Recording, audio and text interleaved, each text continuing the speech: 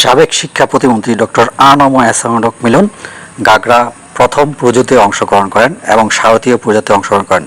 পুজোটি সাজিয়েছে অত্যন্ত সুন্দর এবং মনোমুগ্ধকর, অত্যন্ত সুন্দরভাবে সাজিয়েছেন, যা দেখলে আপনাদের ভালো লাগবে। অসংখ্য ধন্যবাদ জানাচ্ছি আজকের এই ডেকোরেটর যারা আয়োজন করেছেন এবং এই পুজো অনুষ্ঠানটি সুন্দরভাবে সাজিয়েছেন। ডক্টর আনম এহসানুল হক মিলন ভাই আগমন উপলক্ষে অত্যন্ত সুন্দর এবং মনোমুগ্ধকরভাবে সাজিয়েছেন।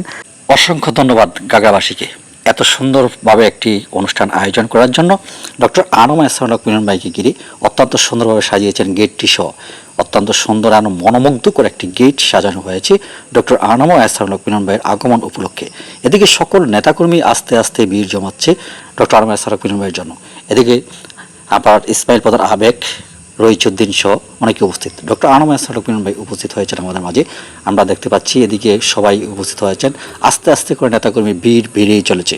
অসংখ্য ধন্যবাদ জানাচ্ছি ৭ নং ইউনিয়নবাসী সকলেই উপস্থিত থেকে সার্থক এবং সফল হয়েছেন। প্রথম পরিদর্শনকালে গাগরা উনি উপস্থিত হয়েছেন।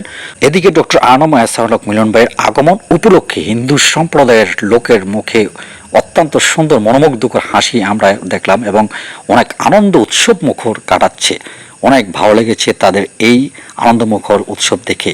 ওনারা বরণ করে নিয়েছেন ডক্টর আনম এহসানুল হক মিলন ভাইকে অত্যন্ত সুন্দর এবং শৃঙ্খলাভাবে, খুব সুন্দরভাবে স্টেজটি সাজিয়েছে। আমার সাথে রয়েছেন বিল্লাল হোসেন মজুমদার এবং আমার আলামিন মোল্লা আমান সহ সকলেই। অসংখ্য ধন্যবাদ জানাচ্ছি ৭ নম্বর ইউনিয়নবাসীকে যারা এই অনুষ্ঠানটি সফল এবং সুন্দরভাবে করেছেন। এদিকে ডক্টর আনম এহসানুল হক মিলন ভাইয়ের আগমন উপলক্ষে মিছিল পরিপূর্ণ দেখতে পাচ্ছেন। অলিউল্লাহ ভাই এবং ইসমাইল প্রধান আবেগ, কামরুল হাসান, শরীফ সহ রনি ভাই সহ সকলেই মিছিলে পরিপূর্ণ হচ্ছে।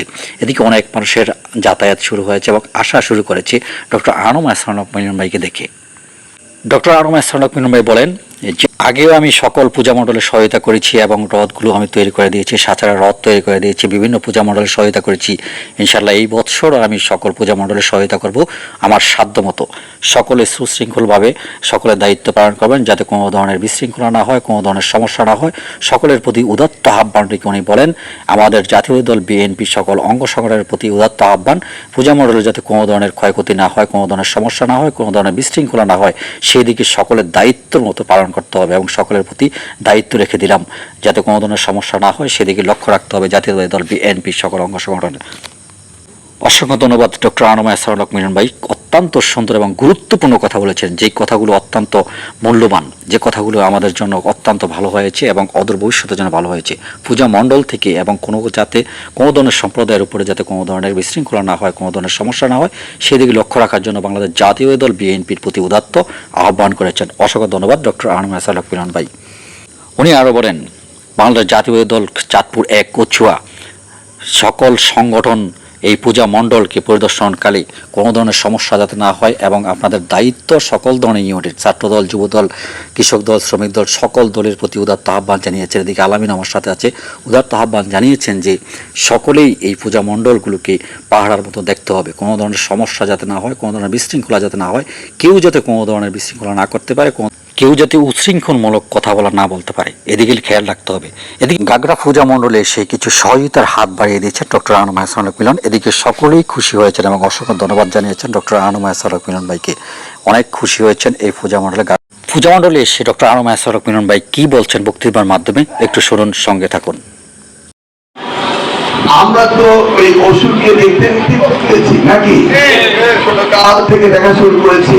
তখন আমার আব্বা এই ছোট কালে আমার বয়স ১, ২, ৩, ৪, ৫, ৬ ওই সময়ে আমি ব্রাহ্মণবাড়িয়া, আমার আব্বা এগ্রিকালচার ডিপার্টমেন্টের দায়িত্ব প্রাপ্ত ছিলেন তিনি, এবং ব্রাহ্মণবাড়িয়া শহরটি ছিল হিন্দুদের অধ্যুষিত। আমার ক্লাসমেট, বন্ধু বান্ধবী তার 90% ছিল হিন্দু। এখন আমার মনে আছে আমার স্মৃতিতে, আমরা কিন্তু অসুরকে কখনো দেখিনি দাঁড়িয়ে আছে, কতটা বুঝতে হবে। বা ভারতের কিছু কিছু জায়গায় অসুরের ছবিটি দেওয়া হচ্ছে ডক্টর মোহাম্মদ ইউনূস সাহেবের জন্য।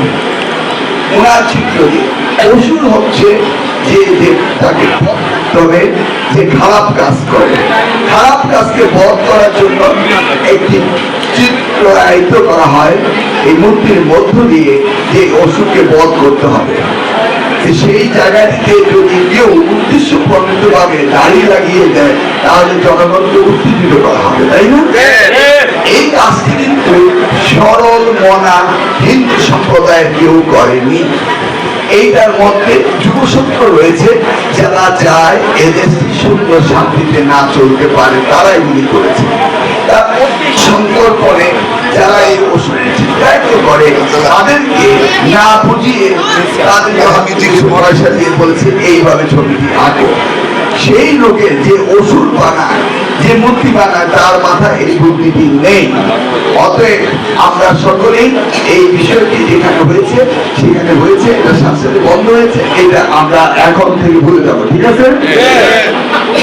ভারতে মোদীকে তারা খুব বেশি প্রশংসা করে এবং প্রশংসা যাকে করে তারা দেবতাতুল্য সম্মান দেয়। ভারত মোদীকে দেবতা